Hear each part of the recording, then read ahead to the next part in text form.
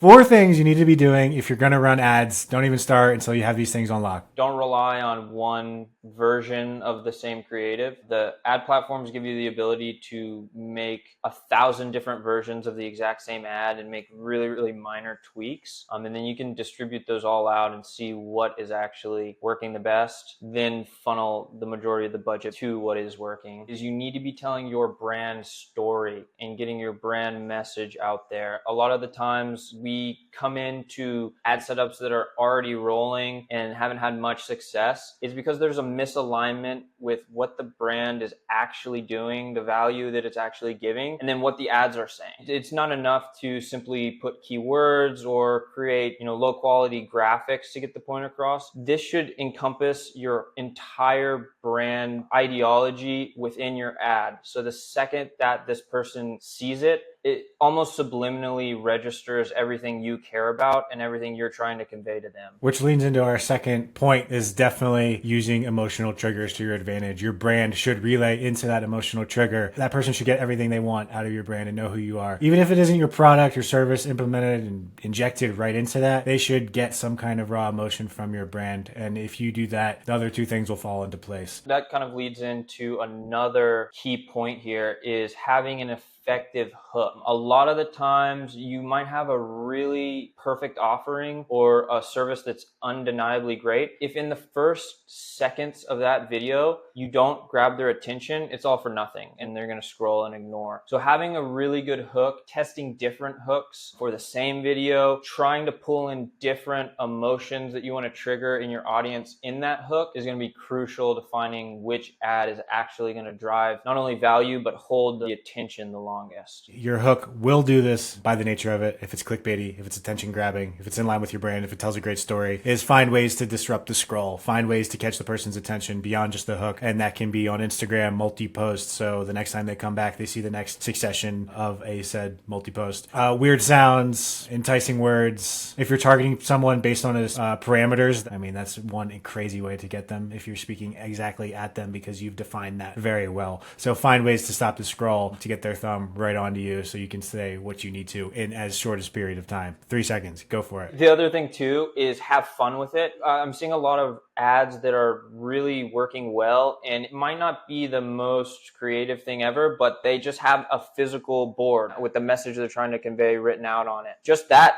disruption of what you're typically used to seeing on your feed or on your timeline or whatever, that's going to make a huge difference. Another strategy is post-it notes. You can put a post-it note on something with a message, and that physical action really does something to our brain when we're on social media. For a second, are like, wait, what is this? Let me take a second look. Another one to explore with is sounds. My one recommendation is not to make them too loud. If there's something catchy in the background, maybe it's a little bit softer, so it's a more emotional. You can have fun with it and you can see what works. Don't leave anything on the table, just try it all.